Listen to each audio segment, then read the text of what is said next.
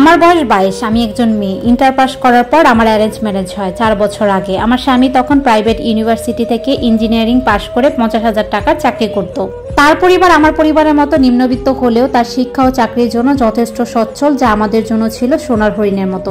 আমার স্বামী দেখতে কালো এবং সুদর্শন পুরুষের ক্যাটাগরিতে পড়ে না। উনি লম্বা এবং মায়াবতী বলা যায়। তিনি অত্যন্ত ভালো মানুষ এবং আমাকে স্ত্রী হিসাবে সব রকম ভরণ পোষণ এবং যথেষ্ট সম্মান করেন। বিয়ের আগে আমার কোনো সম্পর্ক ছিল না, তবে তিনি বলেছিলেন তার প্রথম ভালোবাসা সম্পর্কে অনেক কথা। যখন বলতেন তার চেহারার ছবি প্রফুল্লিত বাচ্চাদের মতো হয়ে যেত। কিন্তু এমনিতে আমার স্বামী গুরু গম্ভীর ব্যক্তি সম্পন্ন। প্রয়োজন ছাড়া আমার সাথে কখনো কথা বলে না। যখন বলে তখন সুন্দর ব্যবহার করে।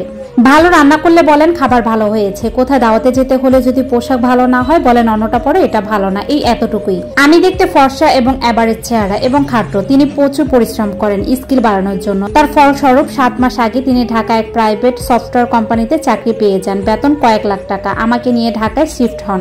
আমার পরিবার তো মহা খুশি। ঢাকায় এসে সে আমাকে বলল তিনি দ্বিতীয় বিয়ে করতে চান। এতে যদি আমি রাজি হই তাহলে তিনি আমাকে এতদিন যেভাবে রেখেছেন সেভাবেই রাখবেন, আর যদি রাজি না হই তাহলে আমাকে দেনমোহর পরিশোধ করে তালাক দিবেন।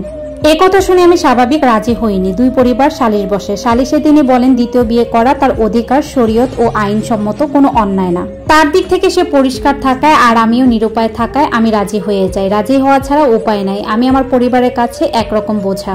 আমার স্বামী বিয়ে করলো তার সেই প্রথম ভালোবাসা, প্রথম প্রেমকে। যেই পুরুষ তার মা মারা যাওয়াতে চোখের পানি ফালায়নি, সেদিন সে কবুল বলার পর সবার সামনে অঝরে কাঁদলো তার স্বপ্নের প্রেমিকাকে বিয়ে করতে পেরে। আমার সতীন বর্ণনা যদি দেই, সে শ্যামলা তবুও মায়াবতী, গুণবতী, সুন্দরী। শারীরিক গঠন তালিম নায়িকাদের মতো। উচ্চতায় লম্বা, সুন্দর করে কথা বলে, আকর্ষণীয় ব্যক্তিত্ব, মডার্ন, শিক্ষিত আর উচ্চবিত্ত পরিবারের। আমার স্বামীর সাথে ছিল তার 3-4 বছরের একসাথে থাকার সাথে গভীর প্রেম। সে আমার স্বামীকে বলেছিল তার দ্বিতীয় বউ হলেও সে হতে রাজি, তবুও সে সারা জীবন নিজেকে তার স্বামীর জন্য তুলে রাখবে। আর আমার স্বামী উচ্চবিত্ত প্রেমিকাকে বিয়ে করে কষ্টের জীবন দিতে চাননি। এতে ভালোবাসা জানালা দিয়ে পালানোর আশঙ্কা ছিল তার। উচ্চবিত্ত পরিবারের মেয়েকে পালিয়ে বিয়ে করবে এই অসম্মানও সে তার প্রেমিকাকে করতে চায়নি। সে তার প্রেমিকাকে কষ্টে রাখবে না বলে দূরে সরে এসেছিল আর তার মায়ের কসমের জন্য আমাকে বিয়ে করেছিল। তার রানীর জন্য সে রাজা হয়ে তারপর রানীকে বিয়ে করলো। আমার সতীন এতটাই দৃঢ় ব্যক্তিত্বে সে আমাকে হিংসে করার মতো যোগ্য ভাবে না। আমার সাথে খুব স্বাভাবিক ব্যবহার করে, যেন স্বামী তার আর আমি তাদের মাঝে একটা বোঝাপড়া, একটা সান্ত্বনা। আমি এই 6 মাস এক ছাদের নিচে থেকে দেখলাম আমার স্বামীর মুখ দেখে উনি বলে দেয় আমার স্বামী কি ভাবছে, হাসি দেখে বলে দেয় কেন হাসছে। তারা একজন আরেকজনের ছায়ার মতো। আমার সামনে তিনি আমার সতীনের উল্টে পাল্টে আদর করে, কোমরে ধরে রাখেন, চুলের গন্ধ নেন, কোলে নিয়ে হাঁটেন, মারামারি দৌড়াদৌড়ি করেন।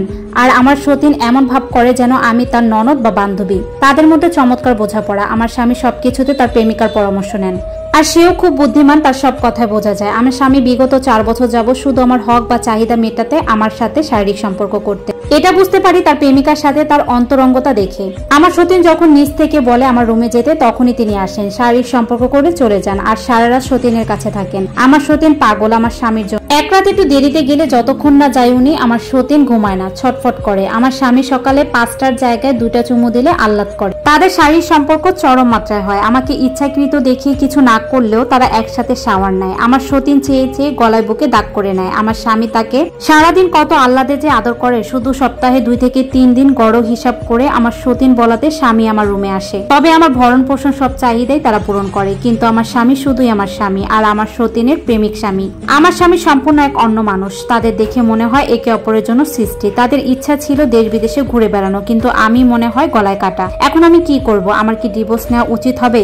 আমাকে কেউ বলবেন না সতীন তাড়াতে। আমার সতীনের সামনে আমি কিছুই না। উপযুক্ত যৌক্তিতে পরামর্শ দিয়ে উপকৃত করবেন। আপনারা চাইলে আপনাদের মতামত জানাতে পারেন। আর এটা ছিল একটি আপুর লাইফ স্টোরি থেকে নেওয়া, যেটার সাথে আমার কোনো মিল নেই। সবাই অনেক বেশি ভালো থাকবেন। আল্লাহ হাফেজ। আসসালামু আলাইকুম।